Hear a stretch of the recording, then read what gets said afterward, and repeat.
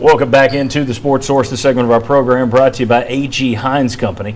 When it comes to cutting-edge materials that make your project easier, make your finished project more energy efficient, products like Nudura insulated concrete forms, which they carry, A.G. Hines Company is the place to turn. And that's true it's been true since 1920. Think about that. It's 2021. That's 101 years to you and me. They have led the way in building materials here in this part of East Tennessee for many, many years. You don't do that unless you are a quality company run by quality people. It's a good family-owned business. Get down and see A.G. Hines Company in downtown Knoxville this week. All right. These aren't good people, but I'm welcoming them into the show anyway. Bob Hodge and Chuck Cavaleris, long-term sports writers in this town, long-term members of the show. Glad to have you guys. These are great people. Great people. Not good people, great people. All right, this is our hot read segment. What I do is I ask one question to each pairing. I try not to say couple, but whatever. Mike and Bob, we know that Josh Heupel's offense is built to wear down opponents, to catch them off guard, but he says he has various speeds it's not just warp speed. They practice different speeds. But I ask you, can his offense be used to milk clock when necessary, or does taking them out of that rhythm short-circuit the whole thing? Do you think when they need to run a clock at some point, they're going to be able to do it? Because you got questions after yesterday as to whether or not taking the foot off the gas a little might have impacted the offense. Yeah. So here, former offensive line. Oh, okay. Yeah. So I mean, you're designed to execute on the play. Here's what I think though: is the system is so fast and it moves so quickly, is that when you start getting at the line and you let 10 seconds run off, now your defense has a chance to think, and they have a chance to say, okay, I can react. They can start seeing things and figuring it out, and they can process. So I think the longer you take at the line of scrimmage, the more time they have to process things. So you're probably not as successful. You can still milk the clock, but you can't give up sacks. You got to be able to just say, okay, hey, the last two series they've run at us and we've given up sacks. They're press coveraging. We got to change things a little bit, but it can do it. But where I think the advantage starts to slip away from you offensively is the defense now can react and read and see exactly what's going on. Bob, your thoughts? And I think another problem with that is you don't go warp speed all the time, but you go warp speed enough. What are you doing in practice? 80% of going warp speed, then we're going to practice the rest of it, with the 20% we have left. So I think that comes into play.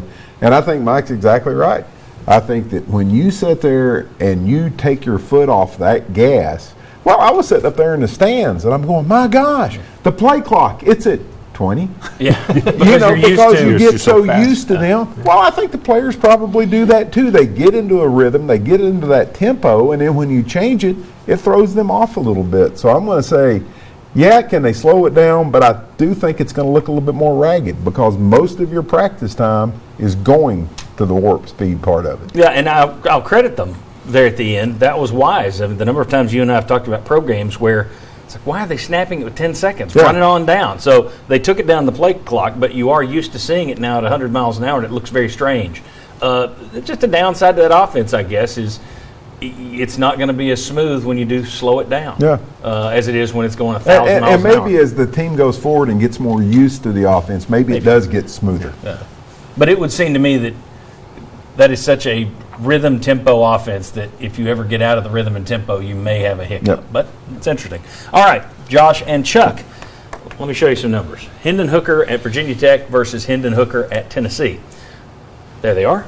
Rushing numbers are pretty much the same. Now you got obviously the total numbers are going to be higher because he played 21 games at Virginia Tech. But in terms of rushing yards per attempt, about the same. Rushing yards per game, almost identical. Rushing TDs, you had a lot more of those at Virginia Tech. Completions, the completion percentage, you see the blue there. Yes. That's a pretty big jump. 5% up in completion percentage. Pass yards per attempt about the same. But the pass yards per game, he's throwing it more here.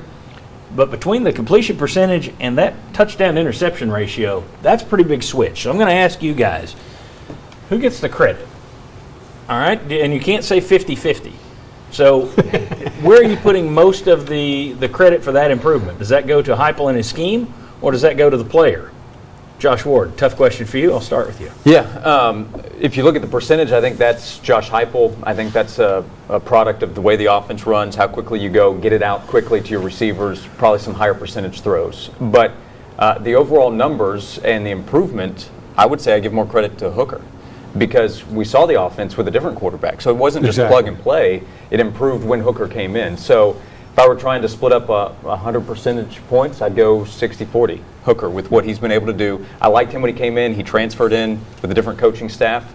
He's transitioned with, I think, a better offensive staff, and he's made the offense better by being on the field. And obviously, I think you got to give a lot of credit to Hooker. The scheme, of course, but he's more comfortable. He's growing in his role. Receivers are helping out more. They're healthy.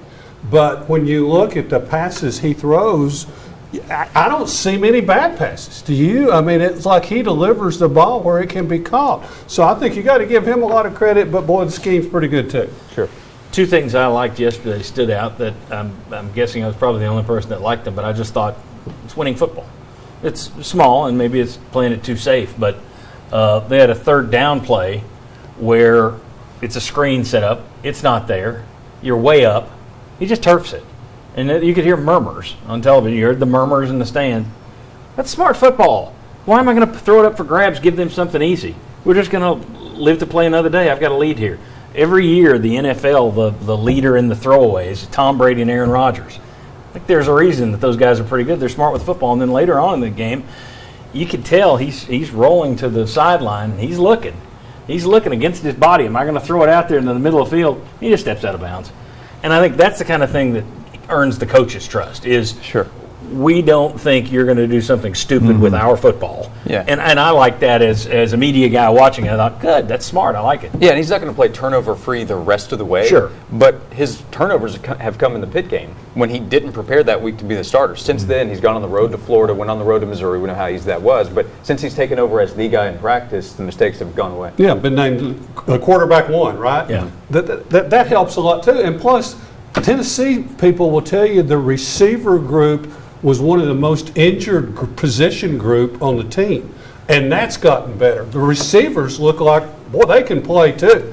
Look at the Cedric Wilson. Look at Peyton. Look, I kept Tillman, saying yeah. Levilas Jones. Yeah. I mean, all of those guys. You got some talent there.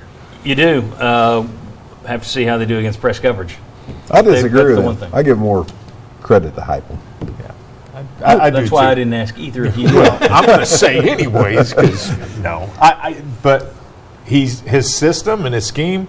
But he's also coached it pretty doggone well. So give him some credit for Right, and that's coaching what we him. said. Yeah, Josh. Come on, no man. credit, 40%. All right, that's why I said no 50-50. I wanted it to be a brutal knockdown, drag-out fight right here.